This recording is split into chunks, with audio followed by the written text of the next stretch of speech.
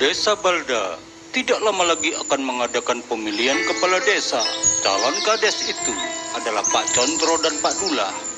Pak Condro adalah calon kuat karena kegiatan-kegiatannya yang bisa merangkul warga. Sedang Pak Dula kurang disukai warga karena desas-desusnya. Ia suka korupsi. Suatu ketika, tiba-tiba desa gempar. Pasalnya dalam satu waktu, beberapa warga desa menerima kiriman yang dikirim oleh kurir yang bilang bahwa sesuai dengan notanya, pengirim itu bernama Farida. Anehnya, kiriman itu sesuai dengan kebutuhan mereka saat itu. Ada berupa uang, pakaian, bahkan bahan bangunan. Ada yang mau menerima, tapi ada juga yang tidak, karena takut itu adalah politik uang dari salah satu calon kades yang tak mereka pilih. Tak berselang lama, beberapa warga juga melihat seorang perempuan yang beberapa kali melintasi desa dan berpakaian serba putih dengan menaiki Vespa, kadang juga mobil. Tapi entah kemana arah perginya. Dari sini, mulai dikait-kaitkan dengan adanya pemberian misterius sebelumnya. Mereka mulai menyimpulkan bahwa perempuan itu adalah Farida. Ada juga yang mengira dia adalah tim sukses salah satu calon kades yang didatangkan dari luar desa. Dan berita itu pun sampai ke telinga dua calon kades. Begitu ceritanya, Pak. Oh, begitu. Bahkan ada yang menduga kalau perempuan itu adalah tim sus dari calon kades. Kalau iya, yang pasti bukan dari Bapak kan? Oh ya, pasti dia anak buah Condro. Rupanya dia curi start dengan politik uang. Oh ya? Kayaknya aku juga pernah lihat perempuan itu sih. Tapi tak kira orang dari mana gitu. Ternyata dia yang jadi desas-desus. Oh iya, ada satu lagi, Pak. Ada yang menduga kalau perempuan itu adalah tim ses dari salah satu calon kades. Pasti Pak Dula itu. Jangan menuduh dulu, Bu. Sekarang, ayo buat agenda untuk keliling rumah warga. Kita tanya langsung mereka. Iya, Pak. Seakan itu adalah kesempatan untuk menarik simpati warga. Kedua calon kepala desa itu mulai melakukan belusukan. Mereka juga memberi keterangan bahwa perempuan misterius itu tidak ada hubungannya dengan mereka. Warga semakin heran dan mulai menjadi takut. Saya yakin ada dalang di balik munculnya sosok perempuan itu. Akan segera saya ungkap. Saya pastikan itu. Saya akan berusaha memecahkan misteri ini. Dan jika ada dari warga yang membantu, mari kita kerjasama. Beberapa hari kemudian, Arman yang lama kuliah di Jakarta, hari itu ia pulang tanpa memberitahu orang tuanya terlebih dahulu untuk membuat kejutan. Kembalinya Arman sebenarnya karena seorang gadis yang merupakan mahasiswi baru di kampusnya. Sejak jumpa pertama, ia langsung menyukainya. Apalagi gadis itu berasal dari desa kelahirannya, yang tak lain adalah Farida. Mas, jika nanti kau ingin menemui aku, datang pajak ke rumah ya. Itulah perbincangan terakhir mereka. Karena beberapa hari sesudahnya, Farida tak pernah nampak lagi di kampus. Hei, Farida. Hah? Mas, ayo. Arman mengikuti Farida dan sampailah di sebuah rumah. Ia merasa asing dengan lokasi rumah itu, tapi dia merasa maklum karena mungkin lama di Jakarta hingga ketinggalan perkembangan di desanya. Hah? Kenapa? Gak apa-apa, Mas. Aku jadi gak enak karena kamu harus jauh-jauh dari Jakarta hanya karena kepingin ketemu aku, Mas. Jangankan di Jakarta, dari planet bumi aja aku belain kesini buat datengin kamu. Bisa aja kamu, Mas. Mas, aku rindu kamu, Mas. Farida. Malam itu, Arman merasa terlena oleh gadis pujaannya hingga mereka melakukan hubungan terlarang. Halo semua, sebelum nonton jangan lupa klik subscribe dan lonceng ya. Terima kasih. Hei, bangun. Apa yang kau lakukan di sini? Siapa? Loh, kau Arman? Anak Pak Condro kan? Iya. Hah? Kuburan! Arman pun segera diantar pulang. Pak Condro kaget. Lalu Arman yang masih kebingungan pun cerita apa yang telah terjadi. Jadi, kamu bersetubuh dengan Farida, si perempuan yang membuat desa ini ketakutan? Tapi Arman dicepat, Pak. Lagi pula ia tidak tahu apa-apa karena selama ini di Jakarta. Ya, bisa jadi semua sudah kalian atur. Kalian melakukan perjanjian dengan setan itu dengan syarat dikawinkan dengan Arman. Jangan aneh-aneh, Pak. Perjanjian buat apa? Perjanjian untuk bersekongkol dengan setan itu supaya seakan-akan nanti menjadi pahlawan desa karena bisa meminta setan itu tak muncul lagi di desa ini setelah kau kasih keperjakaan anakmu. Itu fitnah. Condro, sebegitunya kau ingin menjadi kepala desa. Dan Pak Dula bilang ke warga, ia akan segera mencari dukun sakti untuk menangkap setan itu. Nanti malam kita ke kuburan, kita tangkap setan itu. Ya, kita tangkap dia.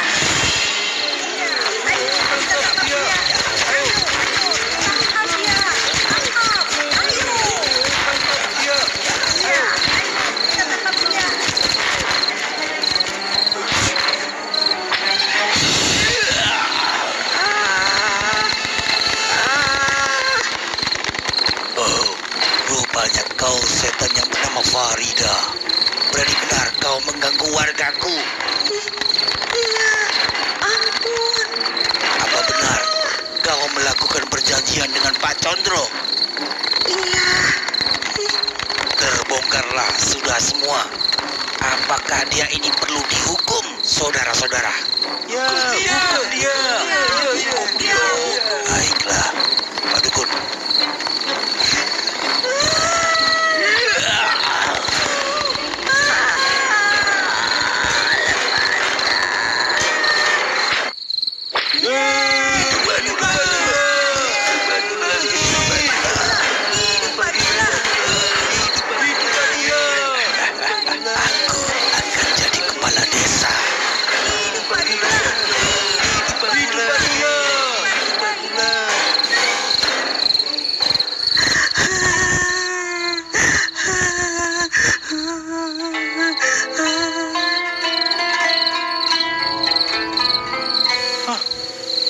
Apa ini?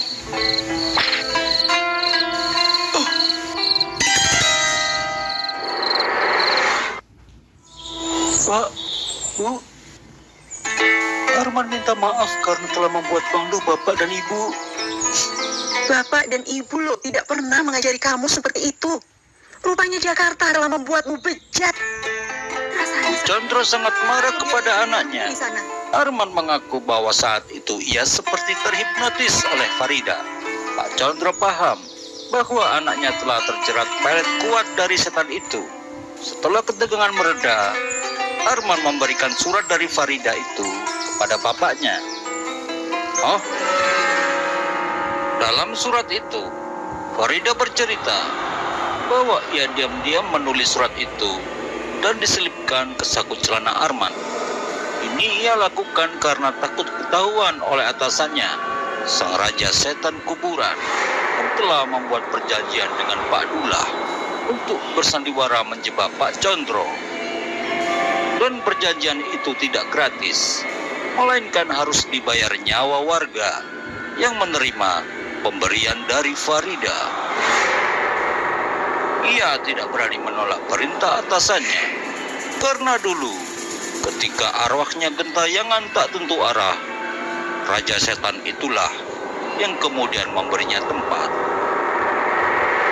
Kalau begitu, ayo kita tunjukkan ini ke warga, Pak, supaya tahu kalau kita difitnah. Tidak semudah itu, Bu. Nanti malah dibilang kita mengada-ngada. Terus bagaimana, Pak?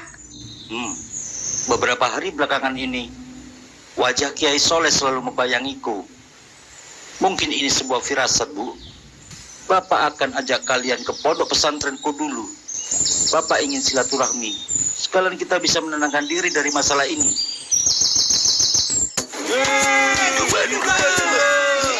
Pak Dula yang merasa di atas angin selalu membawa botol yang berisi hantu Farida saat berkampanye keliling desa.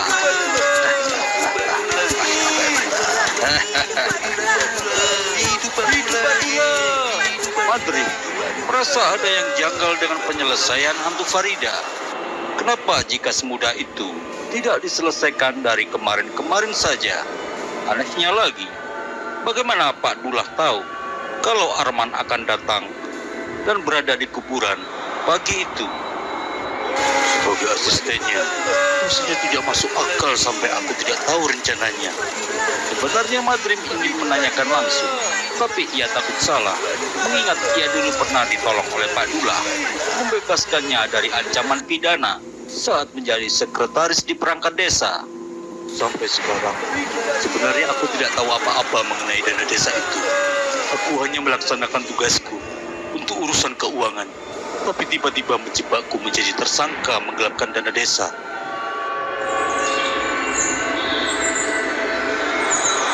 Setelah beramah-tamah beberapa saat dengan Kiai Soleh, Pak Condro pun menceritakan semuanya.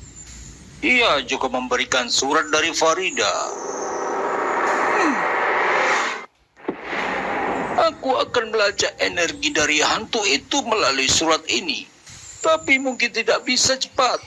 Aku harus membuat strategi supaya taktis. Kalian istirahatlah dulu. Aku sudah siapkan kamar untuk kalian. Menginaplah di sini sampai aku kasih kabar lagi kapan kalian harus kembali ke desa. Nggih, Kiai. Terima kasih. Beberapa hari kemudian, warga yang menerima kiriman dari Farida mulai sakit. Dan itu berlangsung hampir serentak. Banyak yang mengkaitkan lagi kejadian itu dengan hantu Farida yang dampaknya masih aktif, meski hantu itu sudah dikurung oleh dukun Pak Dula. Ini pasti dampak dari perbuatan Pak Chandra. Ayo kita datangi dia. Ayo, ayo, ayo, ayo, ayo, ayo, ayo, ayo, ayo, ayo, ayo, ayo. Chandra, keluar kau, atau kami lempari rumahmu. Keluar kau, keluar, keluar, lempar, ayo lempar. Keluar kau, keluar.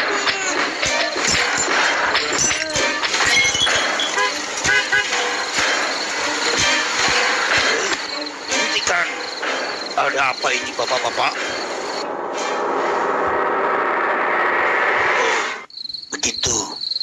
Begini bapak-bapak, nampaknya Pak Condro sedang tidak ada di rumah. Pak Dula tiba-tiba datang dan menenangkan warga. Waktu beliau dan Pak Dula bilang akan berusaha mencarikan obat untuk warga. Tentu saja ini bagian dari pencitraannya. Sekarang saya harap saudara-saudara pulang. Mari kita berdoa bersama supaya desa ini selalu tentram dan aman. Ya Pak. Baik Pak. Ya. Ayo kita kembali. Kita percayakan ini kepada Pak Dula. Ya. Nggih. Bentar. Aku tidak pernah melihatmu. Apa? Aku, Madrim. Masa kau tidak tahu dia juga warga desa ini? Kau kan yang tinggal di dusun ujung sana kan? Iya Pak. Mungkin Pak Madrim kurang hafal dengan saya. Karena tempat tinggal saya terpencil. Ya sudah. Monggo pulang ke rumah masing-masing. Nih Pak, terima kasih. Madrim yakin dan hafal betul warga di dusun-dusun yang ada dalam wilayah desa Balda. Karena dulu ia sering berkeliling desa saat menjadi pegawai perangkat desa. Oh bisa ya Pak? Bapak kan jarang keliling malam. Pas saat kita keliling malam ini, kita ketemu mereka. Ya, itu namanya takdir, Dream. Mungkin sudah jalannya aku akan dijadikan pemimpin desa ini. Amin, Pak. Pak, bagaimana kalau mulai besok aku awasi rumah Pak Condro? Buat apa? Saya rasa Dalam situasi panas ini, akan bijaksana jika, Bapak sebagai calon pemimpin bisa menjaga ketentraman warga desa ini. Meski itu adalah saingan Bapak. Boleh juga idemu. Dukungan akan semakin banyak untukku.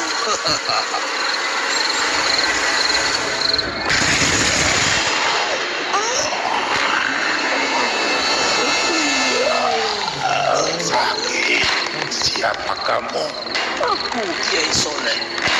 Aku mendatangimu secara astral untuk memberi perhitungan atas ulahmu karena mengambil tumbal manusia di desa Balda. Itu bukan salahku. Aku telah membuat perjanjian dengan manusia yang ingin menguasai desa ini dan dijanjikan nyawa warganya. Itu urusanmu dengan manusia itu. Tapi jika kau meneruskan mengambil nyawa warga desa, kau sendiri yang akan kumusnahkan. Kenapa kau ikut campur? Karena aku manusia seperti mereka, tidak bisa membiarkan kaumku kau siksa. Bagaimana kau tahu? Itu bukan urusan. Dan jangan coba-coba mencari tahu, karena aku sudah memasang beberapa jerat gaib yang akan meringkusmu. Baik, baik. Aku akan batalkan mengambil tumbal warga desa ini. Itu belum cukup. Aku ada syarat satu lagi. Apa itu?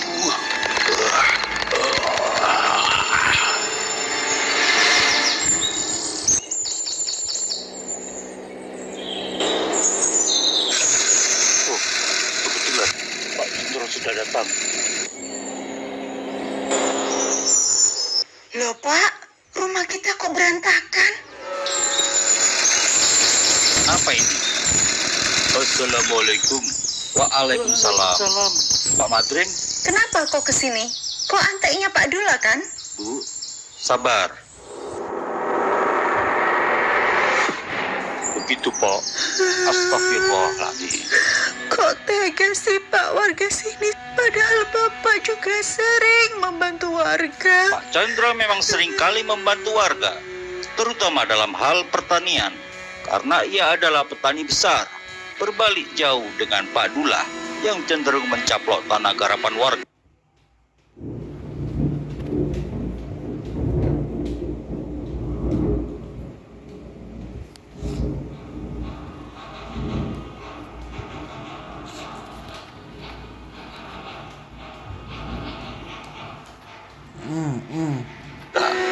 Itulah kenapa Madrim lebih bersimpati pada Pak Chandra. Baik Pak, saya pamit dulu. Saya akan berusaha membantu menyelesaikan masalah ini. Terima kasih Pak Drim. Madrim. Maaf ya, aku tadi membentak kamu. Tidak apa-apa Bu. Madrim adalah sosok yang disukai warga. Karena dulu saat menjabat di perangkat desa, ia selalu mempermudah urusan warga. Itulah kenapa Pak Dula mengangkatnya sebagai asistennya, supaya bisa membangun alibinya.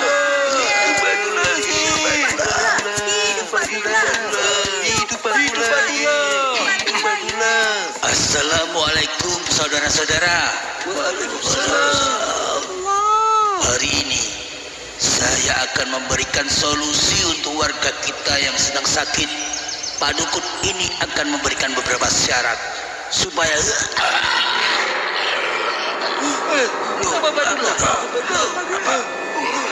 Kenapa kau datang kemari? Dan ilmumu sebenarnya tidak ada apa-apanya. Kurang ajar.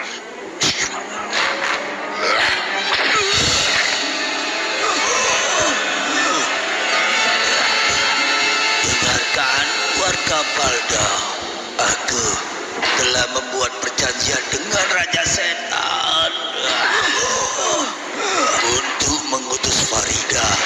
Rupanya Raja Setan telah merasuki syaraf jujur Pak Dula, sehingga Pak Dula mengakui kesalahannya di depan warga.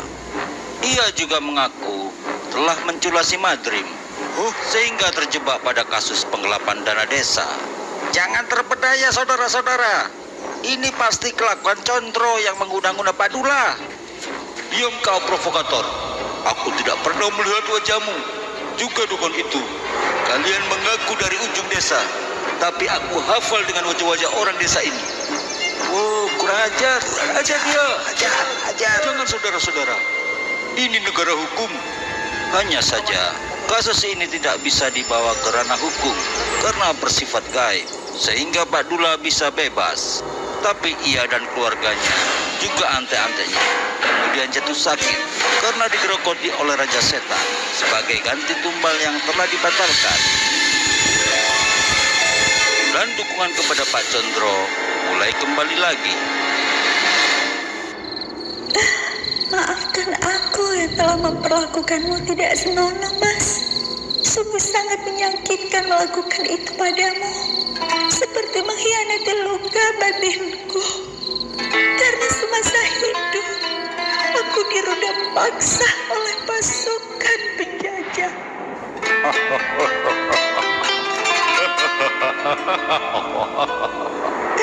Kemudian aku dihabisi dan dibuang ke sungai. Inilah alasan sebenarnya aku menulis surat itu untukmu. Mas, perbaikilah sembahyangmu supaya tidak mudah terpedaya oleh bujukan setan. Terima kasih, Farida.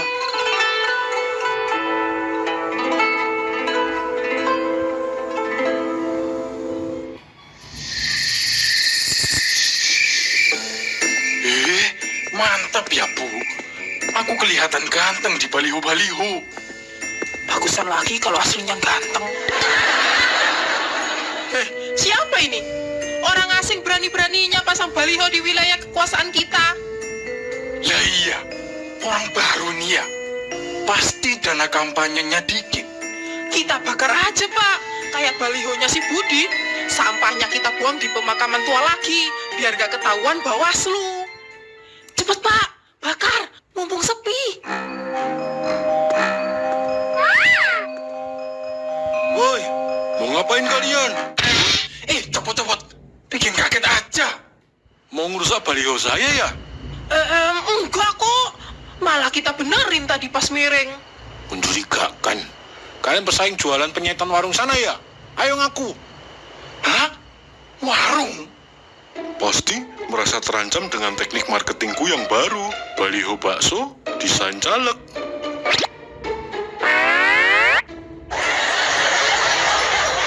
Walah, Pak. Untung kita nggak keburu bakar. Iya, Bu. Nyaris saja. Ternyata dia cuma jualan bakso di sini. Makan dulu yuk. Lah, kok makan pinggir jalan? Aku minimal kan paper lunch. Sekali-sekali lah, Bu. Biar kelihatan rakyat. Ya udah deh, Pak. Kita beli baksonya ya. Mumpung pas lapar. Dan nunggu tim suksesku juga. Tapi nanti nyoblos aku ya. Mantok nomor urut 66. Oh, boleh. Pas banget baksonya lagi hangat-hangat nih. Monggo, Pak. Bu, duduk dulu di sana.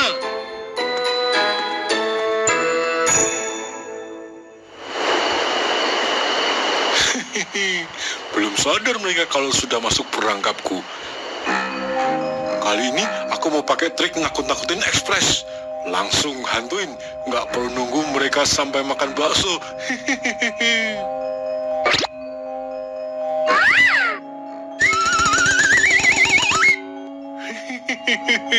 Pasti mereka bakal takut setengah mati.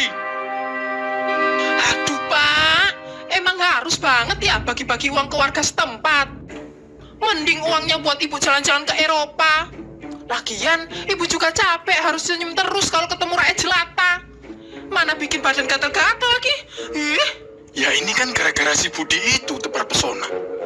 Kita jadinya harus kerja ekstra. Lagian, nanti kalau menang, uang ratusan juta yang kita keluarin sekarang bakal kembali berlipat-lipat. Tinggal bikin program-program gak penting, terus kita korupsi uangnya. Wah, Bapak pintar juga ya. Emang Bapak punya rencana apa? Jangan sampai kalah sama si Budi loh ya. Semua udah Bapak pikirin.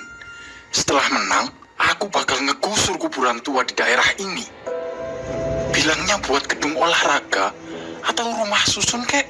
Tapi nanti gak usah dituntasin pembangunannya. Biar uangnya ke kita semua. Wah, mantep Pak. Kalau kayak gitu, aku bisa join arisan ibu-ibu sosialita. Apa? Berani-beraninya mereka mau menggusur kuburan setanku? Aku tidak akan tinggal diam.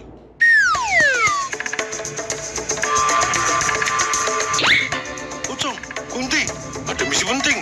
Menyelamatkan kuburan setan. Ada apa sama kuburan tempat tinggal kita?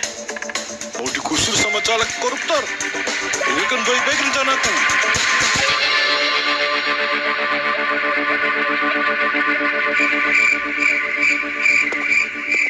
Ini Pak Manto sama istrinya di mana toh? Ngapain juga sih nyuruh ketemu di tempat serem gini? Di kafe kek?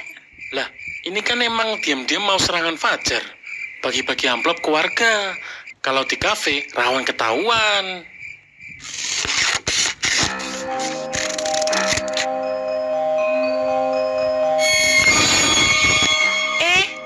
Mereka mau ngerusak baliho, bos. Kurang ajar, pasti itu tim sesi gemoy. Hei, berhenti ngerusak baliho itu. Tak laporin Bawaslu lo ya. Lah bosmu ini kurang ajar, mau caplok tanah di kampung kita. Gak usah ngadi-ngadi, mana ada program Pak Manto kayak gitu. Ada. Tapi yang mau dicaplok katanya tanah kuburan kok, bukan tanah perkampungan. Lah iya, itu tanah kampung kita.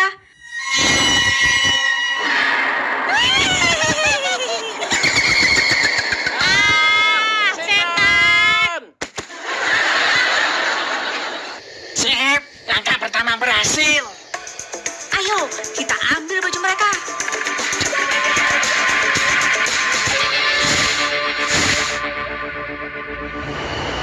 Duh, lama banget sih tim sukses kita. Sampai habis 2 mangkok bakso nungguin mereka. Potong aja gajinya Pak. Duh, bikin kesel aja. Untung ini baksonya enak. Pentolnya juicy, minyak kenyal-kenyal kayak udon. Ya iyalah Susi. Emangnya kamu kira itu daging apaan?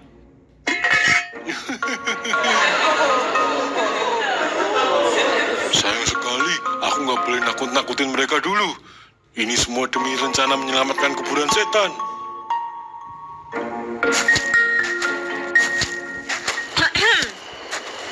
Malam Pak Manto. Ibu, maaf telat. Tadi ketemu setan di jalan. Hah? Setan apa? Pocong? Kunti? Serem dong. Ganteng pocongnya, kayak Iqbal Ramadan. Kuntinya apalagi? Kayak Jisoo Blackpink. Kok saya gak pernah lihat kalian ya? Kita anak baru, Pak. Oh gitu. Ya udah. Tugas kalian malam ini adalah mengirim amplop-amplop berisi 50.000 ini diam-diam ke rumah warga. Agar mereka coblos aku nanti. Jangan sampai ketahuan, karena ini termasuk politik uang yang dilarang. Pak, tunggu dulu. Kelihatannya kita butuh orang tambahan. Nggak akan bisa kalau cuma mereka berdua dalam semalam nyebarin amplop di 3 wilayah. Butuh orang tambahan ya? Saya mau dong jadi tim sukses Bapak. Tapi gerobaknya nggak apa-apa ditinggal. Nggak apa-apa Pak, nggak akan ada yang berani nyolong juga. Hehehe. Ya udahlah. Ini tas berisi amplopnya, kuserahkan ke kalian. Cepat kerjakan malam ini. Aku dan istriku akan memantau dari kejauhan. Siapa?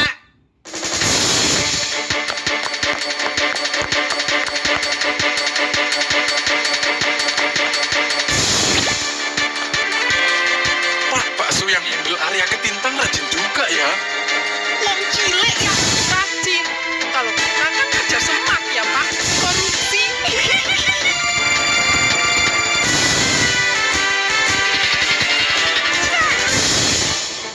Kayak gile. Yang cewek ahli banget, Bu, kirim amplopnya.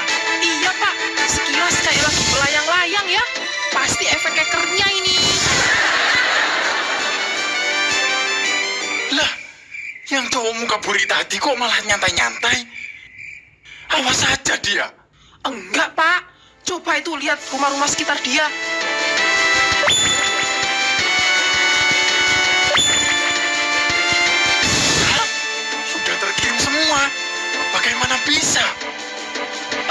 dia tim ses kawakan. Berhasil juga kayaknya. Pakai ajian kali pocongku gini, enak banget. Instant delivery, nggak perlu ngoyo lari-lari ke tiap rumah. Ternyata tim ses baru kita hebat-hebat, Bu. Pasti menang ini. Orang baik emang selalu dilancarkan jalannya. Lah, kita kan mau korupsi, Pak.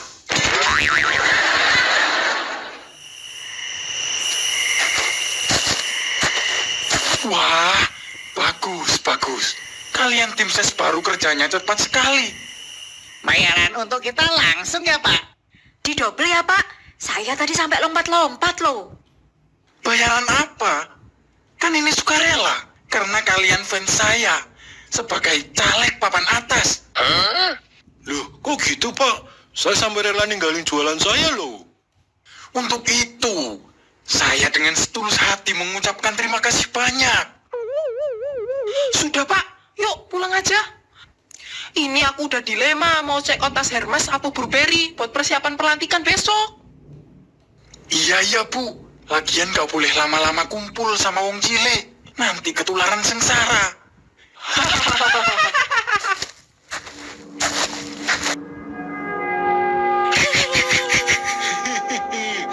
Lihat aja nanti.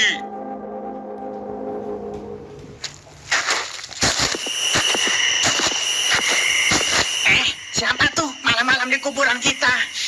Pasti cari pesugihan buat menang nyalek.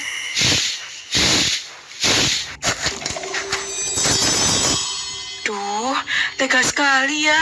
Ada orang yang sengaja merusak baliho Bapak. Terus dibuang di kuburan sini. Malah ada rumor usaha Bapak pakai pesugihan segala. Udah, nggak apa-apa. Terserah mereka mau lakukan apa. Yang penting, Bapak tetap lurus, gak aneh-aneh. Kalau kalah, ya berarti belum diizinkan sama Gusti Allah. Iya Pak, benar. Jadi wakil rakyat, amanatnya juga gede dan banyak godaan.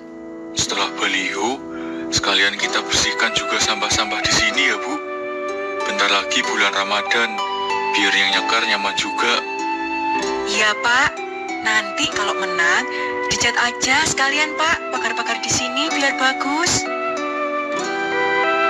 Astaga, Ibu dan Bapak itu baik sekali. Adem aku lihatnya.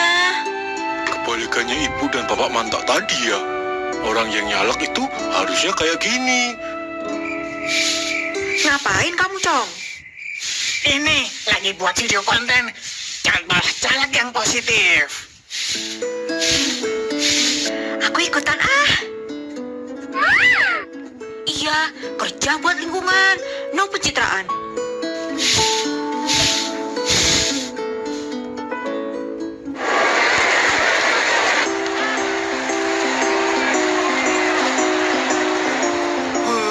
Kemana sih Bapak ini?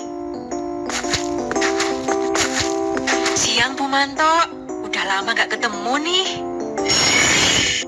Bu Budi ini, aduh, gak usah salaman. Dari situ aja. Nanti tas Louis Vuitton kotor.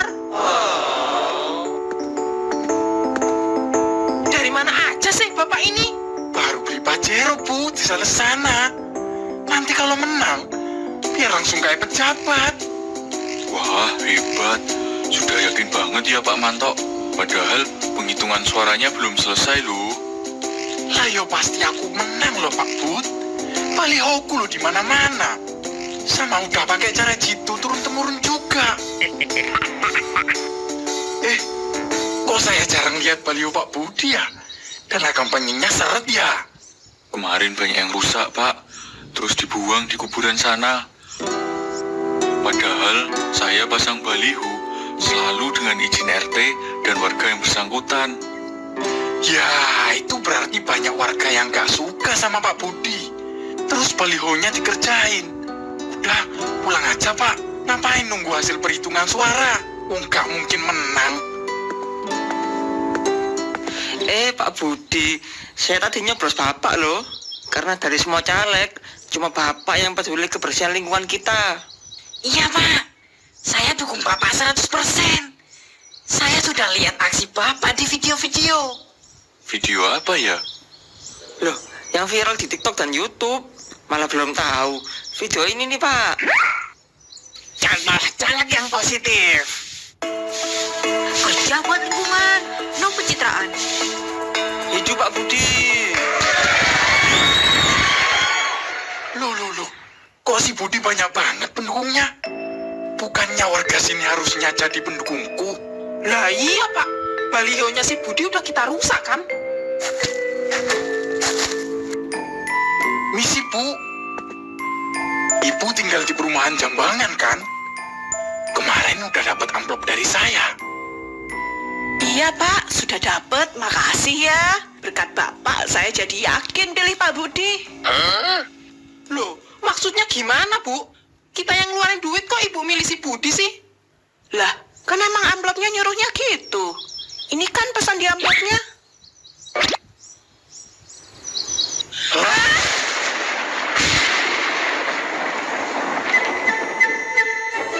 Jangan lupa kasih tambah tulisan di amplop yang kita kirim.